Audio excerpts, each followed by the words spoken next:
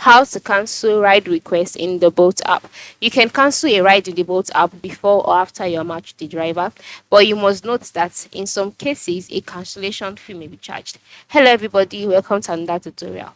Now, in this tutorial, like I said, I'll be teaching you how you can cancel your ride request in the Bolt app. Now, the first thing to do is to log in into your Bolt account. Once you're logged in and you're brought to your own page, you would see your map, your location, and then if you just ordered for a trip, you would also see the trip being displayed. So the next thing to do is to navigate through to where the trip is. Okay, just navigate to the trip where the trip is located, and then tap on the slider on the home screen and then click cancel, and then just like that, that trip will be cancelled. It is very simple.